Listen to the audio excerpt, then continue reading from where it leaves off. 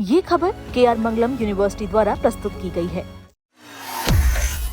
क्या 11 जून को फिर सड़कों पर उतरेंगे छात्र? क्या शिक्षा मंत्री के इस्तीफे की मांग अब और तेज होने वाली है? और आखिर कॉकरोच जनता पार्टी ने पुणे को ही अगला आंदोलन स्थल क्यों चुना है? इन सवालों के बीच एक बार फिर कॉकरोच जनता पार्टी चर्चा में आ गई है। पार्टी के संस्थापक अभिजीत दिपके ने 11 जून को महाराष्ट्र के पुणे में बड़े प्रदर्शन का ऐलान कर दिया है।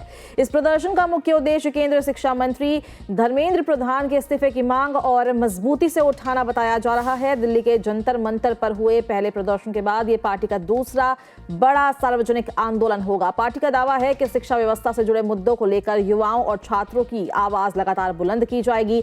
कॉकरोच जनता पार्टी के संस्थापक अभिजीत दिपके ने सोशल मीडिया के जरिए इस आंदोलन की जानकारी साझा की। उनके अनुसार महाराष्ट्र की शैक्षणिक राजधानी माने जाने वाली पुणे में यह कार्यक्रम आयोजित किया जाएगा। प्रदर्शन का आयोजन सावित्रीबाई फुले पुणे विश्वविद्यालय परिसर के आसपास तय किया गया है। कार्यक्रम शाम 4 बजे शुरू होने की बात कही गई है। पार्टी का उद्देश्य अधिक से अधिक छात्रों को इस अभियान से जोड़ना है। इससे पहले 6 जून को दिल्ली के जंतर मंतर पर पार्टी ने अपना पहला प्रदर्शन किया था। उस कार्यक्रम में विभिन्न राज्यों से छात्र, युवा और सामाजिक कार्यकर्ता शामिल हुए थे। अभिजीत दिपके विशेष रूप से विदेश से भारत पहुंचे थे ताकि इस अभियान को गति दी जा सके। आंदोलन के दौरान कई सामाजिक मुद्दों पर भी चर्चा हुई थी। कुछ प्रमुख सामाजिक कार्यकर्ताओं ने भी उस कार्यक्रम में अपनी उपस्थिति दर्ज कराई थी। पुणे प्रदर्शन की घोषणा के बाद सोशल मीडिया पर भी इसकी चर्चा तेज हो गई है। अभिजीत दिपके ने अपने सोशल मीडिया संदेश में लोगों से बड़ी संख्या में शामिल होने की अपील की है। पार्टी के आधिकारिक प्लेटफॉर्म पर भी लगातार पोस्ट शेयर किए जा रहे हैं। इन संदेशों में छात्रों और युवाओं से आंदोलन में भागीदारी बढ़ाने की अपील की जा रही है। दिल्ली प्रदर्शन के बाद अभिजीत दिपके ने एक वीडियो संदेश भी जारी किया। इस वीडियो में उन्होंने आंदोलन के अगले चरण की रूपरेखा सामने रखी। उन्होंने कहा कि शिक्षा मंत्री से नैतिक जिम्मेदारी लेते हुए इस्तीफा देने की मांग की गई है। इसके लिए एक निर्धारित समय सीमा भी रखी गई थी।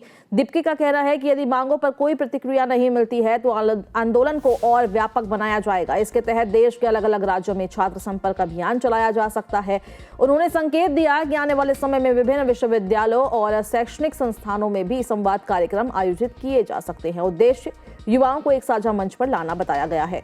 पार्टी का कहना है कि उसका आंदोलन पूरी तरह शांतिपूर्ण रहेगा। संगठन का दावा है कि वो लोकतांत्रिक तरीकों से अपनी बात रख रहा है। हाल के दिनों में पड़ोसी देशों में हुए छात्र आंदोलन को लेकर भी सवाल पूछे गए और इस पर अभिजीत दिपके ने स्पष्ट किया कि उनका अभियान उन आंदोलनों से अलग है। उन्होंने कहा कि उनकी प्राथमिकता शांतिपूर्ण और संवैधानिक विरोध प्रदर्शन है।